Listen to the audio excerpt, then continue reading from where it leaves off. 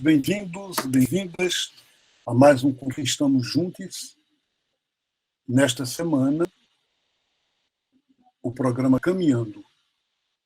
E nesta quinta-feira, nós queremos dedicar esse programa à campanha da fraternidade que a Igreja Católica e outras organizações ligadas começaram ontem, como maneira de nós vivermos o processo pascal.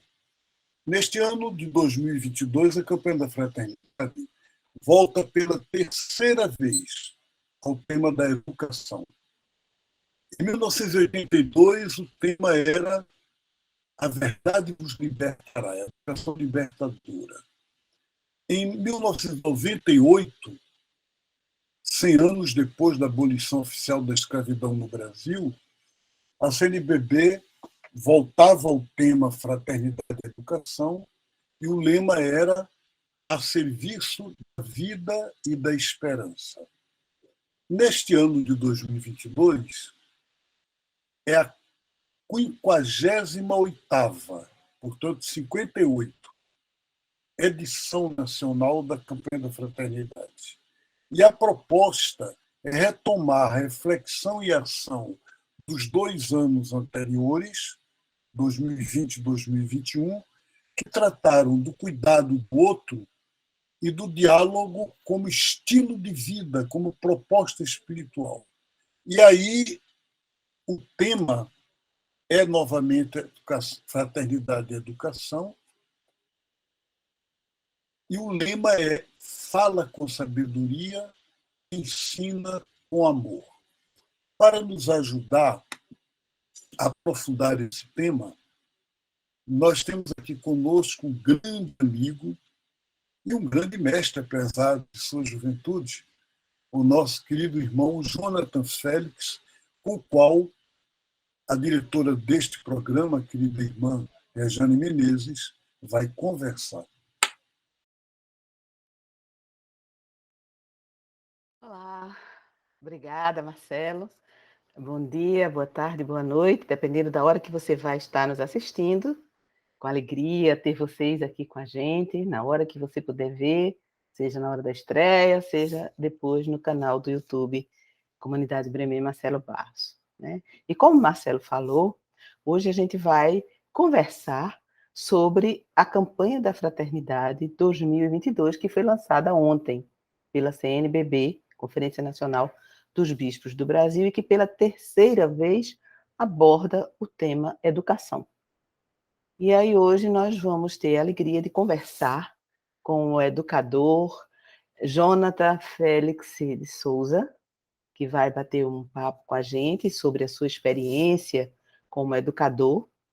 E em seguida nós vamos ouvir mais uma vez, ter a alegria de ouvir mais uma vez um depoimento de outra educadora, Maria Luísa Lécio, que já esteve aqui falando sobre educação, falando sobre a Comissão de Justiça e Paz, e que hoje vai falar sobre a sua experiência educacional durante a sua carreira profissional.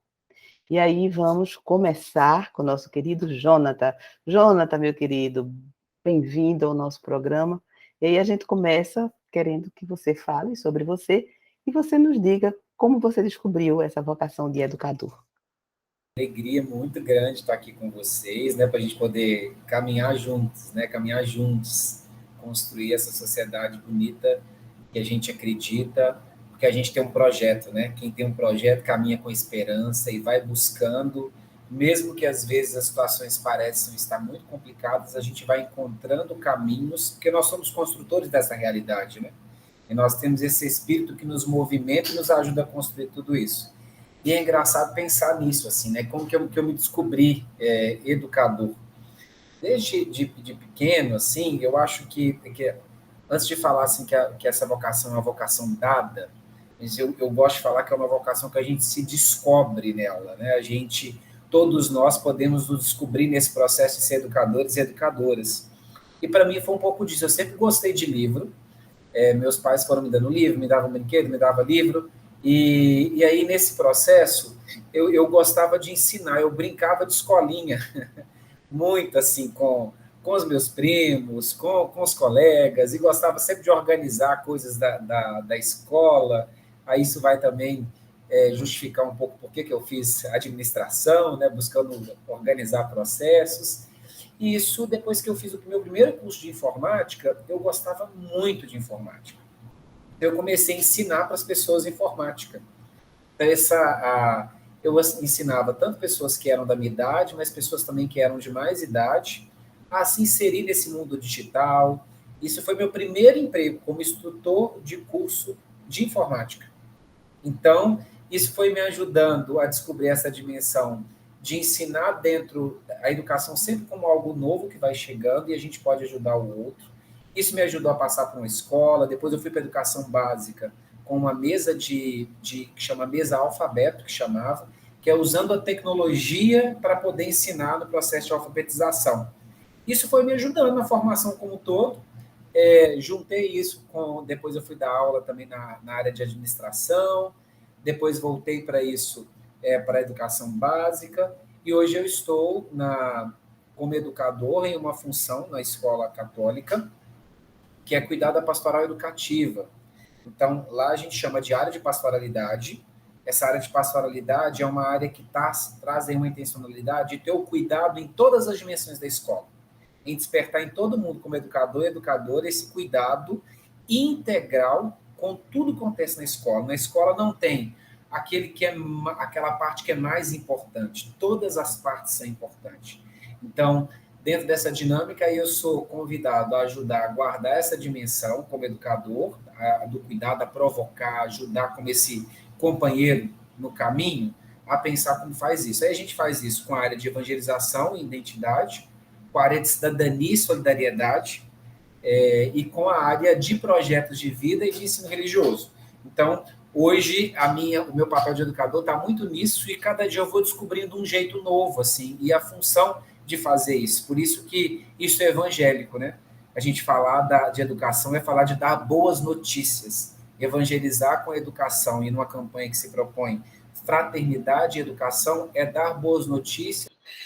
Jonathan, eu esqueci de dizer que você é de Minas Gerais, está em Belo Horizonte, que isso é muito importante para que a gente veja a integração que a gente tem em todo o Brasil, conversando com pessoas de todo o Brasil, que só a tecnologia que nos dá esse privilégio, né, da gente poder conversar com as pessoas que estão distantes da gente. E aí, Jonathan, essa, como eu falei no início, já é a terceira campanha da Fraternidade, que o tema é educação. E isso deixa a gente talvez um pouco preocupado por saber que se voltou ao tema é porque a educação continua não sendo a ideal, continua tendo problema, né?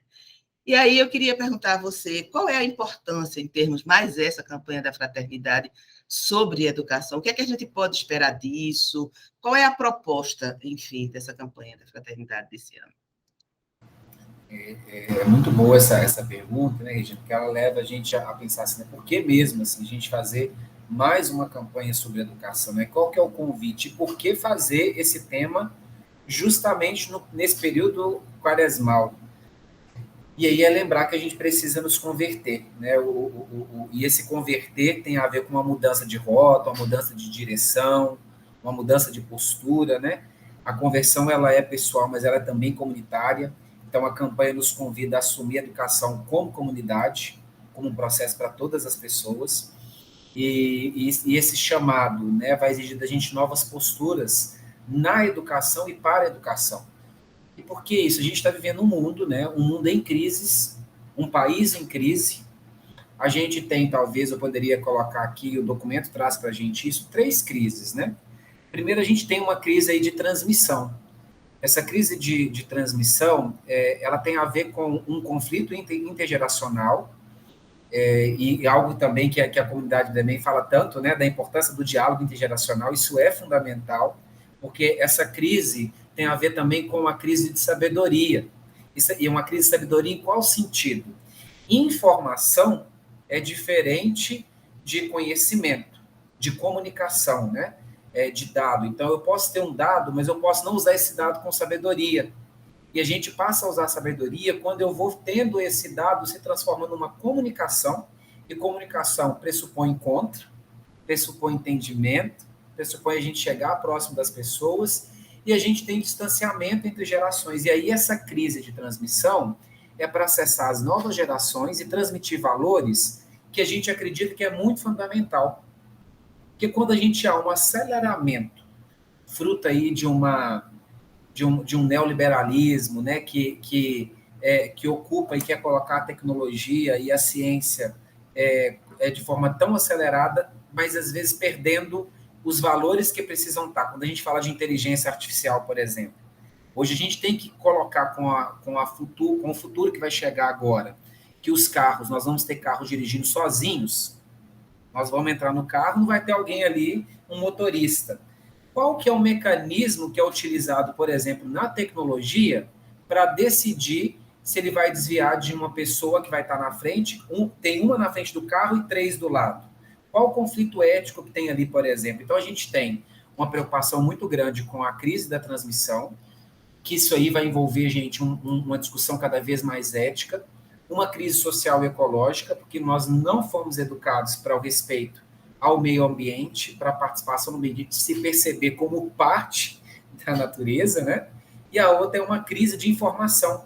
Nós temos muita informação. A gente digita no Google hoje, qualquer palavra que a gente quiser buscar, aquilo que eu estava falando aqui de informação, né? A gente acha um tanto, não sei, 1 milhão de páginas.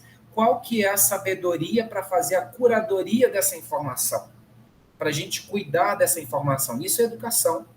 Então, é um processo também de ajudar no discernimento daquilo que a gente vai ter como bom, como justo, enquanto comunidade, né? Passa por um pacto que a gente vai fazer e claro que você vai encontrar até com a proposta do pacto. Então, Rejane, a proposta da campanha é para a gente superar visões reducionistas da educação. Educação não é para formar para o mercado ou para uma profissão. Ela pode ser também para ajudar a formar para uma profissão, mas ela é para formar para a vida.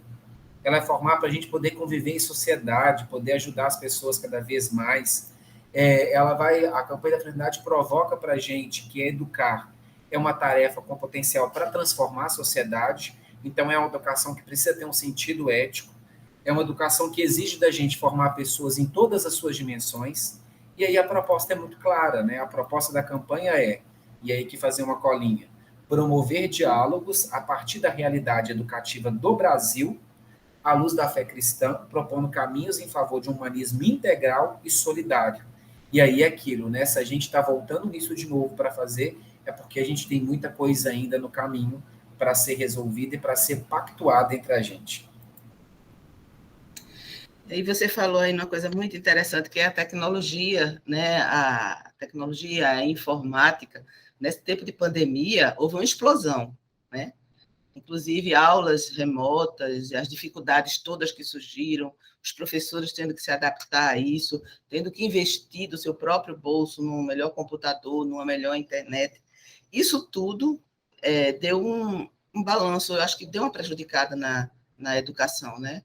Então, quando você fala nessa educação integral, né, como é que você vê, quando voltar, que a gente vai voltar ao normal, se Deus quiser, quando voltar ao normal, você acha que vai ser muito complicado esse processo de readaptação às salas de aula, de readaptação a toda uma vida que existia antigamente, ou isso vai haver um novo normal? A gente ficou muito tempo discutindo assim, a educação do século XXI. Né? A educação do século XXI tem que ter isso, a educação do século XXI não pode ser uma educação de tal forma, bancária, a educação do século XXI é isso e aquilo. E aí veio essa pandemia e o problema não está, a meu ver, e aí vários companheiros têm ajudado nessa reflexão também, não está na tecnologia. A tecnologia, ela só acelerou e colocou foco em um problema que a gente tem central na educação. Uma educação bancária, onde os alunos sentam um atrás do outro, né? Lembrando aí do nosso querido amigo Paulo Freire.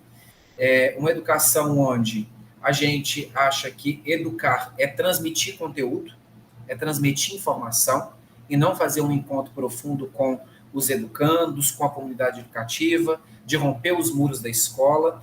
Então, a tecnologia que acelerou, ela só falou assim, olha, ela só colocou uma força maior naquilo que já ia acontecer e demonstrou para a gente, olha, a gente tem agora uma possibilidade. Nós vamos, assim, essa pandemia vai acabar, nós estamos vacinando, lembrar aqui que vacinar é um ato importante, né? É um ato de pessoas que acreditam num projeto de sociedade que é para todos. Vacinar não é uma questão de estar do lado A ou do lado B, é de estar de um lado, é do lado da vida, né? Então, nós vamos voltar todo mundo, mas nós não vamos voltar do mesmo jeito. Nós não vamos voltar da mesma forma para a sala, porque nós já não somos os mesmos. A tecnologia também entrou no nosso jeito de fazer, no nosso jeito de interpretar. Ela tem muitas possibilidades, mas ela tem também muitos perigos, porque, né, a tecnologia facilita aqui esse encontro maravilhoso que a gente está tendo. Eu estou aqui em Minas Gerais, você está aí na sua cidade, tá aí, a gente está conversando, está dialogando e construindo conhecimento, mas também se ela rompe com tudo isso e ela passa a ser o fim e não o meio da nossa relação, aí nós temos um problema muito grande. E aí a gente tem hoje já anunciado, né, a questão do metaverso, por exemplo, que é uma realidade virtual. A gente tem aí pessoas, e cada vez nós vamos ver pessoas comprando terrenos virtuais, casas virtuais, porque a nossa relação pelo metaverso, a gente vai ter uma relação muito mais próxima com a tecnologia, que ela vai mudar o jeito da gente se comunicar. Isso em questão, gente, assim, com dados muito acelerados, de 5 e 10 anos, porque nós estamos falando agora de uma nova, não é a Web 2.0, que é essa que a gente está usando aqui agora, mas é a Web 3.0, que ela vai trazer uma forma de conexão cada vez maior entre a gente, onde nós vamos participar de uma reunião com a sensação de estar presente na China, nos Estados Unidos, onde eu vou poder fazer aula com a realidade virtual aumentada nos Estados Unidos, sempre os Estados Unidos, em Barcelona, sempre a Barcelona, que nós vamos estar com óculos 3D, 4D, 5D, o que for, que a gente vai ter a sensação de estar no mesmo ambiente. Mas isso não pode nos limitar de uma integração com a natureza, por exemplo. Isso não pode tirar a nossa sensibilidade, aí que é o grande debate, a sensibilidade com o tempo, com as estações, com os olhares. Né? A gente já tem hoje falando do quanto que nós estamos prejudicados no olhar para o outro, porque nós ficamos olhando só para a tela, e a gente já tem uma dificuldade no próprio encontro. Então, a gente tem esse desafio, e aí eu acho que é um desafio para a gente pensar como que nós vamos conviver com a tecnologia, não como fim, mas como meio. Ela tem que nos ajudar em algumas coisas, mas ela não pode atrapalhar aquilo que tem de mais profundo na gente. Aí eu acho que entra o que a campanha da fraternidade pede para a gente, e que aí, para nós, da fé cristã, pode ajudar, e também no encontro com outros formatos de espiritualidade também, né? Pode nos ajudar a não perder essa conexão profunda que a fé nos coloca, que a espiritualidade nos ajuda, né?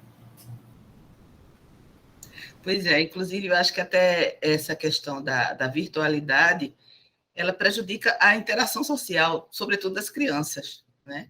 As crianças ficam tendo dificuldade para repartir o espaço com os colegas quando estava acostumada a ficar na sua casa, acordar em cima da hora. Então, realmente vai ser um novo normal mesmo, né, Jonathan? E aí, veja só, Gandhi, né, e Martin Luther King, eles diziam que ninguém nasceu odiando ou discriminando outras pessoas, e a gente sabe disso. As crianças não nascem racistas, homofóbicas, preconceituosas. Esse ódio vai sendo como que transmitido pelo ambiente, pela família e tal. Então, assim como o ódio se aprende, o amor também deve ser aprendido. Ele deve ser objeto da educação. Então, você acha que a educação vigente em nossa sociedade hoje, ela educa para a inclusão ou educa para a exclusão? Muito boa essa pergunta, que ela, na verdade, e trazendo, acho que a pergunta está muito bem colocada, porque ela escancara os problemas que a gente teve da educação com a pandemia, que é uma educação que provoca exclusão, uma educação onde poucos têm acesso à educação de qualidade, né? Quem foi que teve acesso à educação plena no Brasil durante a pandemia? A gente sabe que são as grandes elites, são os grandes colégios, essas pessoas tiveram boa. A educação pública ficou prejudicada, né? A educação particular teve uma força muito maior para chegar. E aí isso é um problema que tem tanto para quem é da particular e também para quem é da pública. E aí quando a gente fala do amor e da exclusão, é porque quando a gente tem uma educação que é bancária, uma educação que não educa para uma educação integral, onde eu percebo que eu sou parte do todo, aí a passagem de Jesus vai falar do modelo de educação que a gente quer, que é uma educação para sensibilidade, uma educação do afeto. A gente não passa a amar, a gente não passa a amar, né, Regiane, assim, simplesmente da escolha direta de amar racionalizada. O amor é um encontro, o amor é uma disponibilidade. E aí a construção daquilo que para a gente faz sentido, ela passa pelos sentidos. Então, quando as pessoas recebem uma educação que é do ódio, que é meritocrática, que não vê, que só vê o próprio umbigo e não percebe o todo, a gente educa para a exclusão, a gente educa para o ódio. Agora, quando a gente educa para a sensibilidade das pessoas que sofrem, do ambiente que eu estou inserido, de perceber que a minha casa, a minha comunidade, ela está num contexto e eu piso naquele território, eu faço aquilo que Jesus fez ali naquela passagem, né? Porque no encontro de Jesus com essa mulher, os escribas tentam contradizer Jesus, né? Com seu ensinamento. Eles são ali, tanto além de ser parciais e machistas, eles seguem uma pedagogia da lei. É do julgamento, é da condenação, é da vingança, é do apontar o dedo, é de falar assim, não, porque está dizendo dessa forma. E Jesus ele vai numa outra pedagogia, ele vai num outro caminho. Que pedagogia é essa dele, né? É a do silêncio, é o do se curvar. O cartaz da campanha ele é muito bonito, porque Jesus ele está se curvando. Vocês vão observar que tem ao lado da cabeça dele, né, uma grande luz. Essa luz, se a gente for pensar, o artista pensou assim, desse cartaz. Ali ele está pensando a cabeça como o conhecimento, ele está com a mão no coração, Jesus, conhecimento ligado ao coração, e o dedo vai ao chão junto com o conhecimento. O conhecimento se curva para a transformação da realidade, o conhecimento se curva a quem precisa, o conhecimento se adapta e se adapta a partir do coração. Então, quando a gente tem uma população e uma educação como um todo que não sensibiliza com o número de mortes que a gente teve durante a Covid, e a gente não consegue conectar isso, que tem a ver com um projeto político, tem a ver com decisões de quem está com a caneta na mão, tem a ver com as escolhas, a gente perde a educação e fica num outro projeto. E aí, é tudo isso para poder colocar, né, que a gente precisa aprender a amar. O amor precisa ser a habilidade que a escola precisa desenvolver. A escola que a gente vai falar do presente com um olhar para o futuro é uma escola que educa para o encontro, aquilo que o Papa Francisco tem falado, né? Cultivar o encontro cada vez mais. Então, uma educação que não promover isso é uma educação que vai favorecer o ódio e vai favorecer a guerra. Porque cada vez mais individualistas, num mundo onde a gente se isola nos quartos, nas telas e não promove o encontro, o risco de projetos que são individualistas, que vão se chocar, é muito grande. Nós precisamos de encontro, precisamos de amor e de um encontro que passa pelo afeto. O projeto só vai ter sentido, aí falar aqui o sentido, pensando naquilo que foi construído pela gente, quando passar pelos nossos sentidos. Uma educação não tem que passar só pela cabeça. Ele vai ter que passar pelo cheiro, ele vai ter que passar pelo gosto, ele vai ter que passar pelo toque da pele, vai ter que passar por tudo, ele vai ter que ser integral, no corpo inteiro. Você falando aqui, aí nesse sistema de educação bancária, eu entrei no chamado ginásio daquela época, que seria a primeira série ginasial, a quinta série hoje, eu entrei em 1966. E a escola que eu estudava, ela aplicava o sistema de círculo, ela não fazia a coisa da banca uma atrás da outra. Fazia os círculos, os grupos, e as pessoas ficavam naqueles grupos. A gente fazia visitas, a gente conheceu usina, a gente conheceu fábrica de bebida, de refrigerante e tal. Saía, foi conhecer o Porto do Recife. Então, era uma escola que tinha essa mentalidade bem avançada, mas fechou.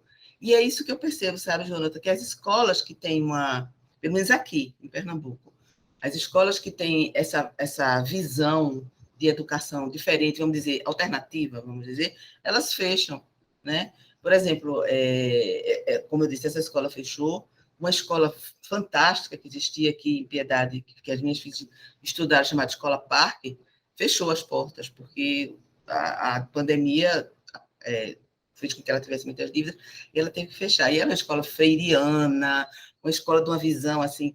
E aí, hoje aqui, pelo menos que eu tenha conhecimento, só existe uma escola que a gente possa dizer que segue essa linha, que é o Instituto Capibaribe, aqui no Recife.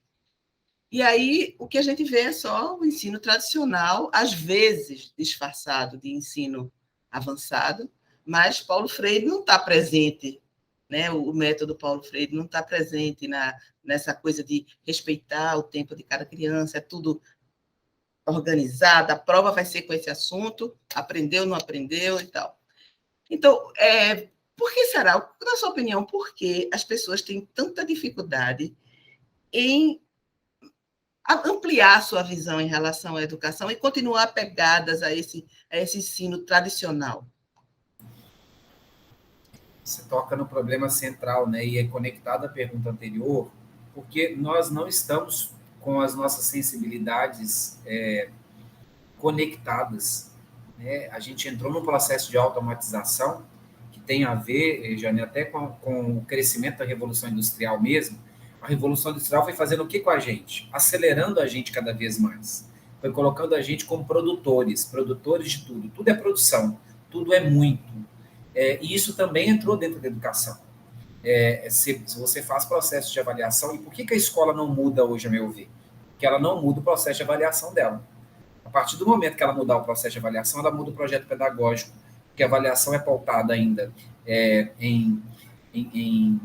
nessa coisa da informação, na transmissão. A avaliação não é para perceber a criança, o adolescente ou o jovem de forma integral. A avaliação ela reduz a experiência do educando.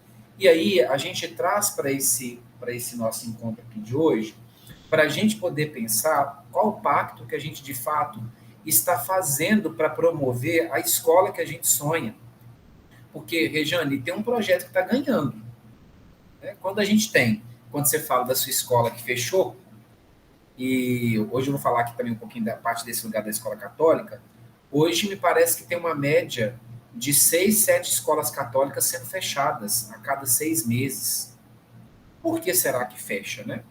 Por que a gente não está conseguindo transmitir uma escola com os valores de fato que a gente acredita, né? Com os valores de educação humanista, integral? Porque talvez nós não estamos nos posicionando com esse projeto que a gente acredita. Às vezes a gente entra numa dúvida profunda se esse projeto nosso forma ou não para a vida. Se esse processo não responde, porque nós estamos focados em quê? Em uma resposta, para dar uma resposta para o mercado, para o trabalho, porque funciona dessa forma. A partir do momento que a gente conseguir se juntar, e aí o pacto é importante, para falar que a educação é um compromisso global, e que a gente precisa dela e de todo mundo para formar uma aldeia inteira, a gente vai transformar a sociedade, a gente vai perceber que nós temos um projeto que está disputando com a gente, é um projeto de morte, é um projeto que disputa, que é formar a pessoa para que ela perceba que a vida dela, o fim é o trabalho não passa a ser um meio. Então, se a gente perceber que esse projeto é o que está ganhando, a gente passar a construir o nosso, e passar a conscientizar os nossos amigos, nossas amigas, os pais que a gente conhece estão com as crianças, falar assim, olha, é importante a gente ter um projeto de sociedade. Nós não podemos ficar num projeto só individualista. Aí a gente vai começar a fortalecer esses projetos nossos e não fortalecer um projeto, porque aí que é o tempo, né? A gente está falando hoje, Regiane, o grande tema nas escolas durante esse ano foi começar a falar de projeto de vida. Coisa que a gente fazia nos grupos de jovens, né, na pastoral da juventude, virou tema do currículo, e como obrigatório. por uma questão de lei, principalmente no ensino médio. Mas qual que é o projeto de vida que está sendo levado para a sala de aula? Quais são os autores que estão ajudando a pensar? É um projeto que está preparando os meninos para sair para o trabalho, apenas para o trabalho, ou de fato para a vida, né?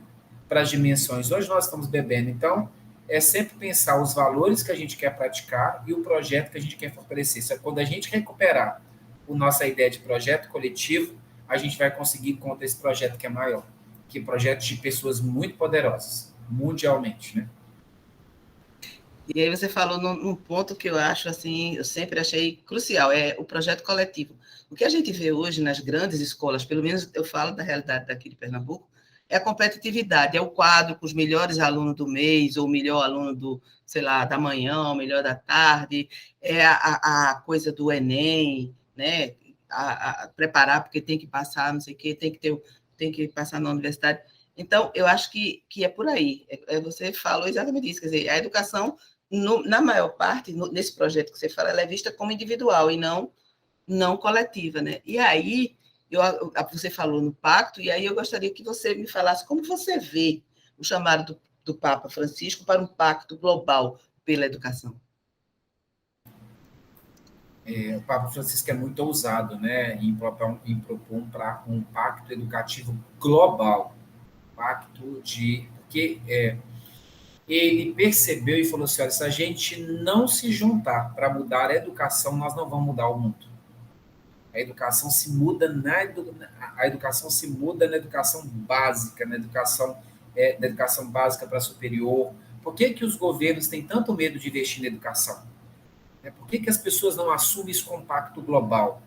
Porque quando a gente cria consciência, a gente tira as pessoas dos outros projetos, né? A gente enfraquece esses projetos, que são os projetos de uma sociedade de morte, uma sociedade que não ajuda a gente a, de fato, a sonhar um mundo para todos, né? E aí o Papa Francisco, ele vai colocar duas coisas, ele escancara dois problemas, né?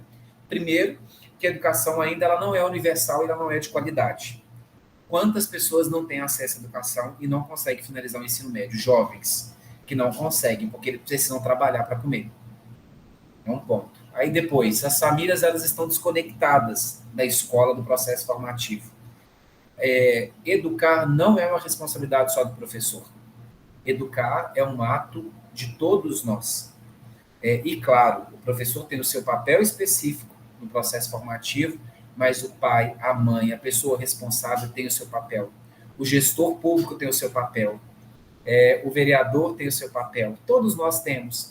E a educação, ela não pode ser apenas uma tarefa formal. Ela tem que ser uma tarefa da gente existencial. Então, o Papa Francisco, ele joga a gente nesse contexto global, leva a gente para um contexto local e pede a gente como que a gente pode desenvolver um pacto entre família e escola, comunidade escolas, e através de um processo que a campanha vai ajudar a gente a colocar força, né? Que é a partir de uma pedagogia, de fato, da escuta profunda, né? A gente tem duas pedagogias, às vezes, aí em curso, uma pedagogia da escuta e uma pedagogia do silenciamento. O que eu quero dizer com isso? A pedagogia da escuta, e aí a gente vai perceber por que elas estão em postos diferentes, a pedagogia da escuta, ela permite a gente olhar para a realidade e perceber os gritos, os silêncios, aquilo que está de excesso, né? Aquilo que está de ausência. Ela renuncia aos próprios interesses. Ela não é a educação que está preocupada só com se dar bem sozinho. Ela se faz com o ouvido, ela se faz com o coração, né? Uma pedagogia da escuta, ela ajuda a gente a escutar o contexto histórico e social. Não tem como, por exemplo, a gente falar de uma espiritualidade libertadora que não dialoga com a história, né? A gente precisa ir nesse contexto e dizer algo que sinaliza o espírito a partir desse tempo. E ela aquieta os barulhos, né, de uma infodemia que a gente vive. E isso o Papa Francisco vai desenvolvendo, vai falando do processo da escuta, para a gente descobrir que, ligando agora, né, a gente está quase aí fechando o nosso papo, percebendo que a pandemia nos ensinou muitas coisas, mas também revelou para a gente muitos abismos, e a educação é uma delas, que é necessário a gente ter aí projetos de vida e projetos de sociedade para reconstruir Se a gente não recuperar o nosso projeto de sociedade, nós não vamos reconstruir a humanidade, e é perigoso, como o Boff já falava, né? Se a gente não fizer esse processo de educação, nós vamos destruir esse planeta, nós vamos acabar com esse planeta, que a gente precisa se educar para o inesperado. Esse inesperado é o quê? Para o encontro com o outro. Então, a gente não pode estar quadrado, a gente sempre ser aberto à dinâmica do encontro profundo, né? Que a educação formal no Brasil, ela ainda é um projeto inconcluso. Nós não concluímos esse processo. Nós temos muito gaps e a gente precisa lutar isso como política pública, né? E que os nossos professores, eles precisam ser mais valorizados. O professor, a professora, que está ali com aquele estudante dia a dia, ele não pode estar desencantado com a perspectiva da própria sobrevivência com o salário, com os recursos para continuar o processo de formação, porque se a gente compreende que a educação não é transmitir informação, mas transmitir, construir conhecimento, o professor é um dos profissionais que precisam constantemente estar se formando e buscando como que a gente vai investir nisso, né? Como que nós vamos criar política pública para valorizar esses professores. E aí, Rejane, é um processo de discernimento, né? Que a campanha convida a gente, durante esse tempo quaresmal, a definir qual que é a política que a gente está tendo educacional, o que a gente está priorizando. E que bom que ser um ano de eleição, né? Vai ajudar a gente a perceber assim, qual que é o projeto de educação que vai, de fato, construir o Brasil que a gente sonha, que é para todo mundo. E a gente já sabe que não é esse que está aí, não é esse que está aqui agora, né? Esse que não valorizou, que cortou os recursos de pesquisa no Brasil, esse projeto que está vigente, que não valorizou, que não respondeu de forma rápida a educação para a educação básica. Nossas escolas de educação básica ficaram fechadas, enquanto as particulares estavam abrindo de forma muito mais rápida. Isso não envolve só a escolha do executivo, não. Isso envolve também pensar quem que vota dos nossos deputados para que esse projeto, porque se esse projeto foi validado é porque tem um grupo de deputados também.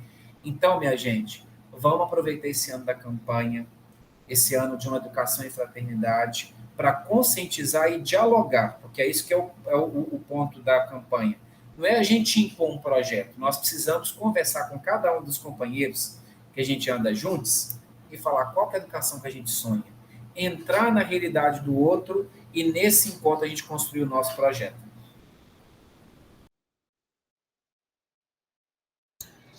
E aí eu queria, você falou, a gente está chegando ao final, e eu queria pedir para você uma coisa, eu queria que você propusesse, né, às pessoas que estão participando dessa conversa, né, sobre esse assunto, que você falasse sobre esse assunto da campanha da fraternidade. O que a gente pode esperar da campanha 2022 e o principal, o que é que a gente pode fazer, né, para que essa campanha realmente atinja o maior número de pessoas e ter uma melhor qualidade a nossa educação hoje no Brasil.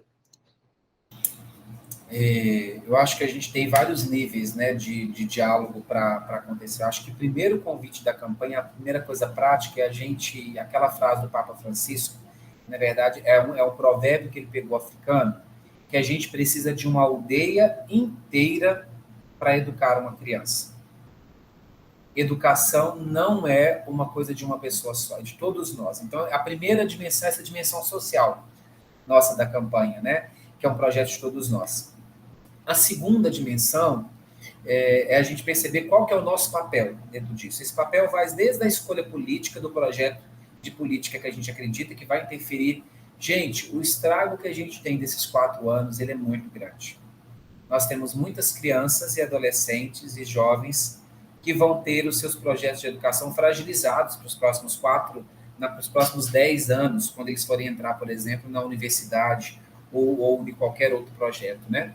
Então, é o convite para a gente entrar num pacto com criatividade, para a gente colocar as pessoas e principalmente a gente pensar nas crianças que a gente precisa cuidar, perceber que elas são a nossa responsabilidade, as crianças, adolescentes e jovens, humanizar as nossas relações nesse processo. E aí eu quero falar agora um pouquinho mais para quem é pedagogo, quem é pedagoga, que está escutando a gente, professor, professora, da ação pedagógica, né? Primeiro que a gente precisa modificar os nossos processos pedagógicos, eles precisam ser humanizados, né? Como a Regiane falava aqui da avaliação. Isso é a gente tocar no nosso currículo, que é a parte mais, que é o coração da escola, né? O currículo precisa trazer os nossos valores. Nós precisamos ter uma educação para a afetividade, para o afeto, para o amor, para cultivar isso que a gente tem de mais profundo, que é a nossa espiritualidade. A gente ensinar a estar no universo digital de forma mais assertiva e integradora, não percebendo esse digital como um fim, mas como um meio, porque nós precisamos estar para além do digital. Isso é importante para a gente. Então, para os educadores, eu falaria isso, né? Para quem é aí de agente, que é agente de pastoral, está envolvido em várias dimensões sociais, a gente precisa envolver as famílias e as pessoas que estão com a gente, a comunidade de fé, num debate saudável sobre educação, sobre crianças, né, sobre os jovens, fortalecer a escuta, ajudar nesse processo educativo daquilo que a gente falou, né, que eu falava aqui, que a pastoralidade é um ato de cuidado com todos, e investir nesse espaço de comunicação também nas nossas comunidades, sobre o papel. E para quem está no ponto de vista mais institucional, pensar aí quem é um gestor ou uma gestora, quem está aí diretamente ligado a uma função que conduz um grupo grande, a gente precisa tecer pactos entre as instituições. Não dá para a gente dividir a educação entre pública e privada. Educação pública e privada precisa estar junto nessa. Como que a gente, na nossa cidade, cuida de uma formação para todas as crianças, adolescentes e jovens da nossa cidade, né? E aí, saindo do global, pensando no nosso local. Como que a gente se responsabiliza juntos com as nossas instituições educacionais pela cidade e como a gente faz algo que é muito importante, que tem peso quando alguém da institucional está fazendo. Como a gente fiscaliza as políticas públicas educacionais, participando das audiências, de assembleias, de parlamento, de tudo que tiver aí para discutir e se compromete. Então, eu colocaria aí, talvez, Regiane, essas pistas para a gente, para poder nos ajudar. E aí, finalizando, eu vou citar Leonardo, você citou Leonardo Boff, vou citar também, ele, com relação à pandemia, ele disse uma frase que foi assim, bem tchan, ou nos salvamos todos, ou morremos todos. Então, eu acho que isso se aplica a tudo na vida, não é isso? E aí eu queria muito agradecer a sua participação, foi ótimo a nossa conversa, e aí queria pedir para você se despedir aí do pessoal. Uma alegria muito grande estar aqui com vocês. Fico muito feliz mesmo assim, com esse sentimento que a gente tem, que é profundo da espiritualidade, quando a gente faz um encontro muito gostoso e que esse encontro muito gostoso motiva e reafirma essa missão nossa, essa vocação, esse doar. Então, fico feliz, me coloco no sentido de estar junto, de caminhar juntos, e que a gente possa reativar sempre isso. E deixo aqui meu abraço para todo mundo. Se alguém quiser conversar mais, estamos aí disponíveis. Beleza, João. A gente vai voltar a se encontrar. Obrigada.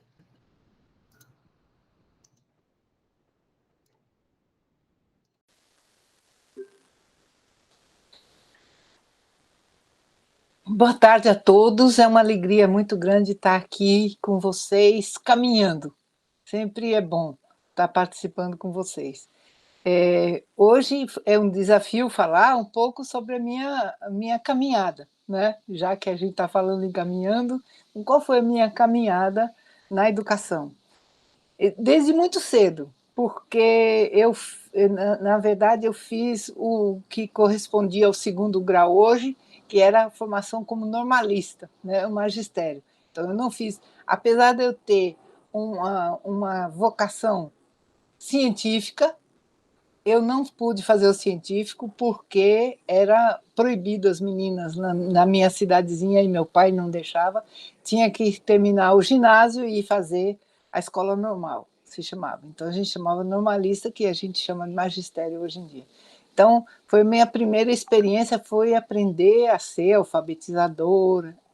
E depois, eu me tornei professora de biologia, porque minha paixão maior sempre foi a ciência, e naquela época me formei em História Natural, que era muito mais complexo que biologia hoje, porque antes da reforma, durante a ditadura, no final de 1968, com o AI-5, eles fizeram uma reforma sem consultar ninguém e transformaram o curso de História Natural em Biologia e Geologia. Mas eu ainda fui a última turma de História Natural e me tornei naturalmente professora.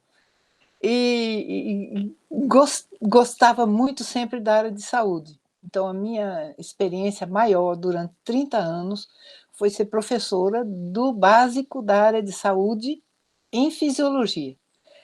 E sempre foi muita paixão. Então, eu acho que o que me moveu sempre em tudo que eu fiz como educadora é essa paixão, né? Inclusive, de vez em quando eu encontro alunos meus, porque eu fui professora de toda a área básica de saúde na Universidade Federal de Pernambuco.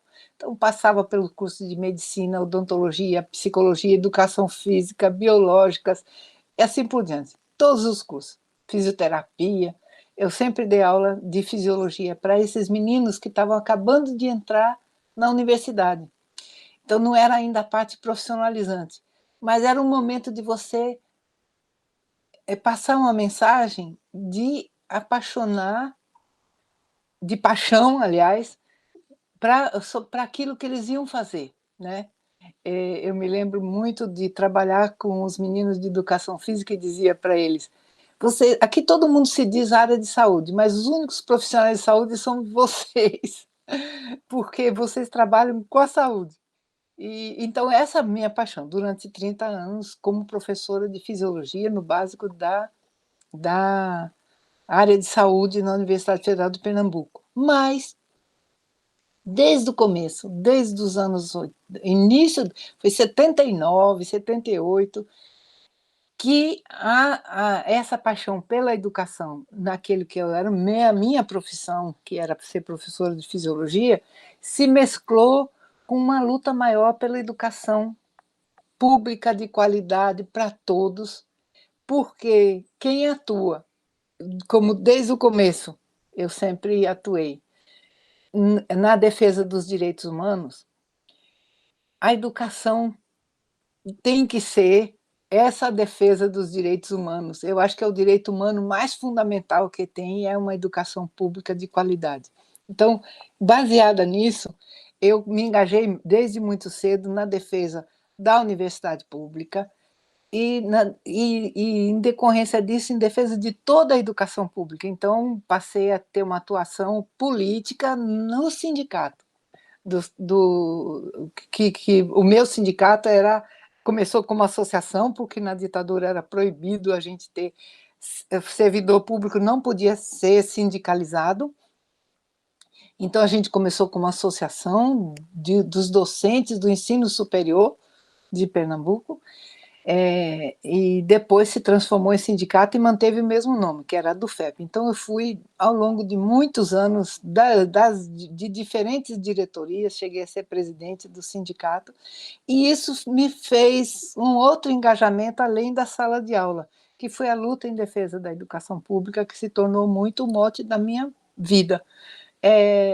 A gente, nos anos 90, o sindicato nacional que nós fundamos, que era Andes, que depois se transformou em Andes Sindicato Nacional, ele foi um dos grandes mobilizadores que manteve a universidade pública nos anos 90, porque a força para o desmonte da educação pública foi tão forte nos anos 90, né?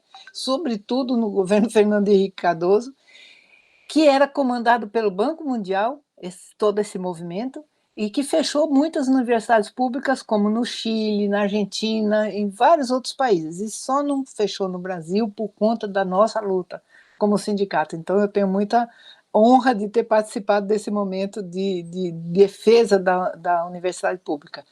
E, em consequência disso, nós liderávamos muito a luta pela educação em todos os momentos.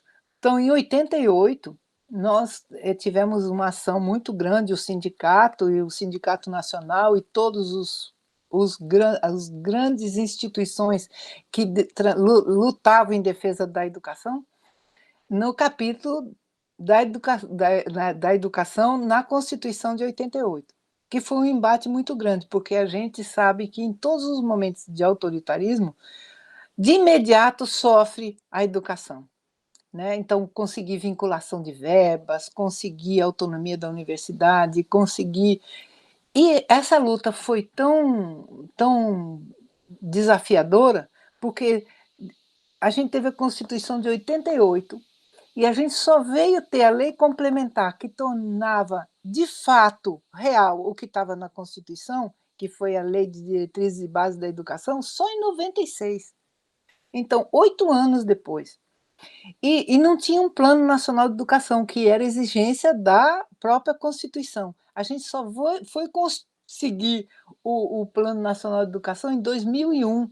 Então, você veja que, mesmo com o fim da ditadura militar, a gente depois, nos governos neoliberais dos anos 90, a gente não conseguia avançar muito nessa democratização do acesso, dos recursos para a educação, e isso significou muita mobilização.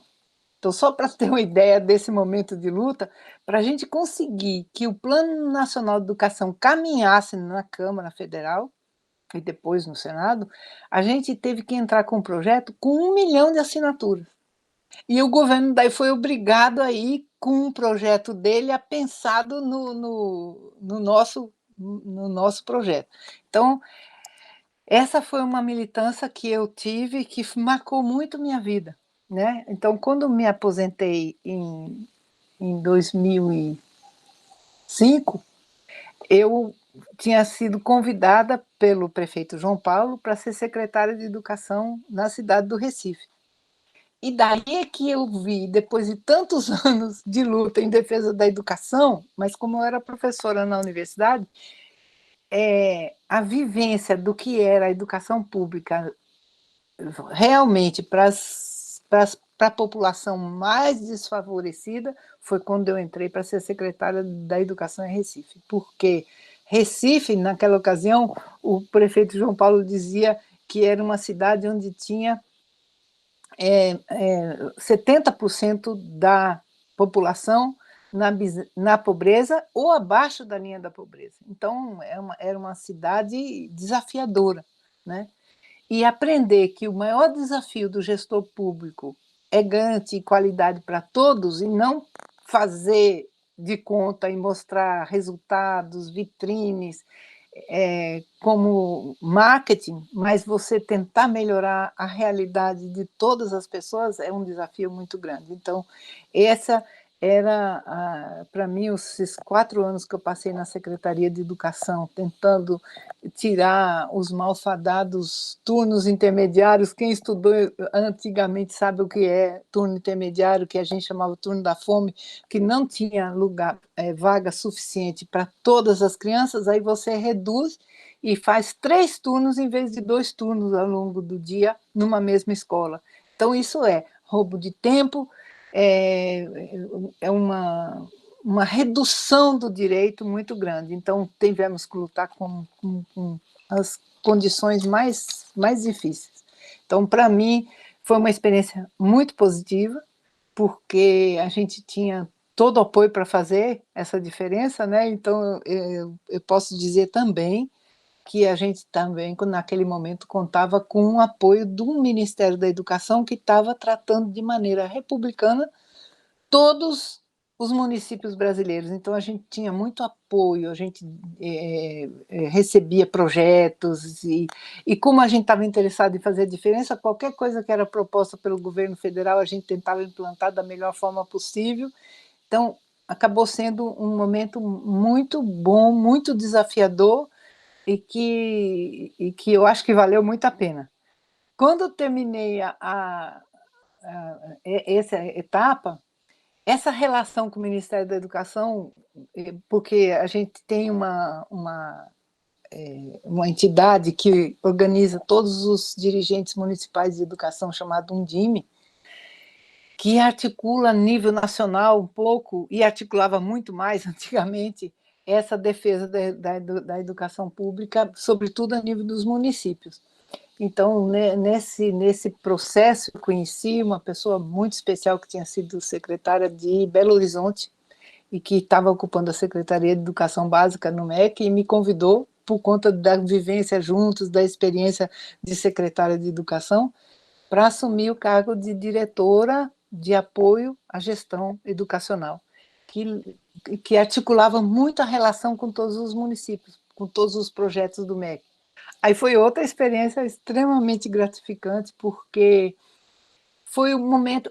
Quando eu estava como secretária, eu assisti à implantação de muitas políticas, como, por exemplo, né, a questão da Lei 10.630, que faz com que você obrigue a incluir nos currículos a história da África, né? Então, a gente começou a trabalhar a questão da educação para as relações étnico-raciais, e a gente participou dessa construção muito grande, um planejamento nacional para poder que os recursos pudessem chegar igualmente para todos os municípios. Então, foi um momento como secretária. Daí eu fui chamada para ser diretora de apoio à gestão educacional. A partir dessa experiência, eu pude ter relação e conhecer a realidade um pouco de todo o Brasil, em termos de buscar a gestão ser mais democrática, a inclusão de crianças. Tinha sido começada a inclusão de crianças de 6 anos em vez de 7 anos na escola pública, ao mesmo tempo garantir o direito. E uma das experiências que eu tenho mais gratificante foi quando o ministro Fernando Haddad, angustiado com a história dos índices de alfabetização das crianças no final de 3 anos de educação, que a gente chama de ciclo de alfabetização, e que era muito baixo. Já era baixo em 2000, reduziu muito, melhorou, mas ainda estava, sobretudo, uma desigualdade nacional muito grande. Regiões como o Nordeste chegavam a ter estados com 35% das crianças não alfabetizadas, e enquanto alguns estados do Sul com 2%, 3% de crianças não alfabetizadas. Então, essa desigualdade nacional era um desafio. E aí ele decidiu que queria um programa que fizesse um pacto nacional pela alfabetização das crianças até os 8 anos. E eu tive a oportunidade de coordenar a implantação desse programa nacionalmente. Então, viajei para todos os estados, convencendo, fazendo adesão dos municípios, pensando e, sobretudo, tendo o privilégio de ter a parceria de muitas universidades públicas que se engajaram na produção dos materiais. Então, foi um desafio muito, muito bom que eu tive. E continuo, né? Porque eu acho que nós quando a gente está falando de educação, em todas as ações que nós fazemos, a gente tem algum aspecto de educação. Então, trabalhar na formação, tenho tido a oportunidade de trabalhar com um curso pensado por Dom Limacedo e que foi feito com todos os vicariatos, no qual eu tenho participado, da equipe pedagógica, que é o curso de Fé, Cidadania e Políticas Públicas, no qual tenho a oportunidade de partilhar, inclusive, quais são os desafios das políticas públicas. E esse ano, em 2020, 2019, na verdade, a gente teve o privilégio de viver um momento em que o Papa Francisco lançou um Pacto Educativo Global, que dá muito estofo, vamos dizer, para as lutas da gente, quando ele fala na construção de uma educação que deve se fazer portadora de uma aliança entre todos os componentes da pessoa, entre o estudo e a vida, entre as gerações, entre os professores, os alunos, as famílias, a sociedade civil, em todas as suas expressões, científicas, artísticas, desportivas, políticas. Isso são as palavras do Papa Francisco. Então, essa aliança que ele propõe entre todos os habitantes da Terra e a casa comum, tendo como linha a educação. Por quê? Quando ele lançou a encíclica Fratelli Tutti, ainda há outra, a encíclica que é Evangelii Gaudium, eu acho, se não me engano, desculpe, agora me deu um branco, que ele lançava toda uma proposta de aliança, e ele percebeu que sem um pacto educativo global ele não conseguia chegar lá. Então, esse diálogo, inclusive entre as religiões, que ele propunha, precisava desse pacto educativo. E a gente teve ainda de presente a encíclica Fratelli Tutti, que guia esse pacto educativo global, porque com a Fratelli Tutti, a gente tem diante de nós a igualdade de direitos como centralidade e chama todos para ser irmãos na busca de uma felicidade para todos. Quando a gente fala em busca de felicidade para todos, a gente não pode deixar de ver que a luta por uma educação de qualidade no setor público, por exemplo, é uma luta pelo combate à desigualdade, né?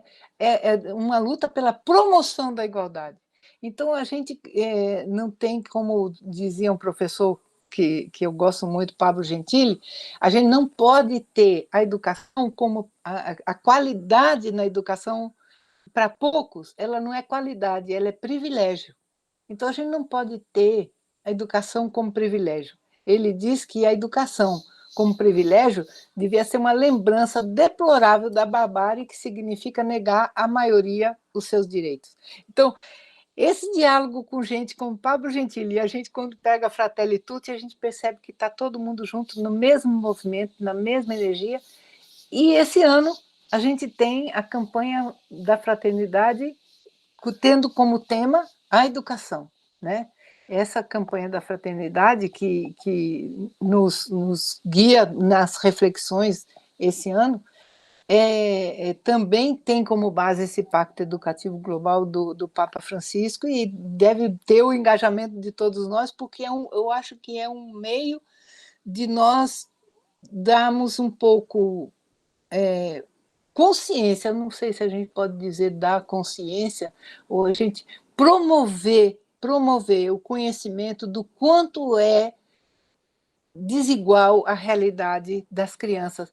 80% das crianças que estão matriculadas na educação básica do país, que são cerca de 48 milhões de crianças, 80% estão nas escolas públicas, que têm sempre as piores condições. E durante essa pandemia, então, nós tivemos a demonstração do que significa uma situação desafiadora como essa, como pode aumentar o fosso da exclusão através de falta de meios tecnológicos, das famílias que não tinham acesso a nada, falta de até de um telefone celular dentro de casa. Então, o esforço que as professoras, que eu quero destacar aqui, que foi um esforço heróico das professoras das escolas públicas, de manterem as crianças incluídas, é um desafio muito grande. E não deveria ter sido assim, porque nós precisávamos ter garantido o financiamento da educação que tem sido desmontado. Nós tínhamos garantido 75% dos recursos do pré-sal para a educação, e o pré-sal foi vendido. Então, esses recursos que esse ano a gente está vendo, em 2021, foi um lucro absurdo da Petrobras. A gente sabe que muito desse recurso era para a educação brasileira e não veio para o Brasil nem para a educação brasileira. Então, o desafio continua, a gente continua, e ainda bem que nós estamos fortalecidos por muitas pessoas de força e de luta, como o Papa Francisco, como os grandes lutadores da educação brasileira que estão aí se mobilizando. Isso eu gostaria de agradecer a oportunidade de falar sobre esses desafios da educação, porque essa é uma paixão, é uma paixão que a gente não consegue parar. Muito obrigada.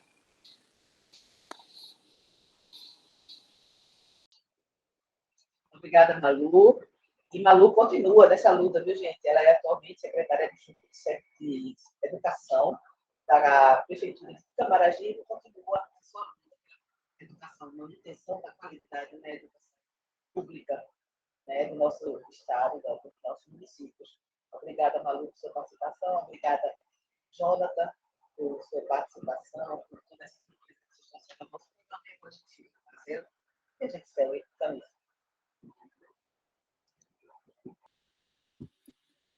Queridos irmãos e irmãs, que beleza termos ouvido essas palavras de Jonathan Félix e agora da querida irmã e amiga Malu Alessio.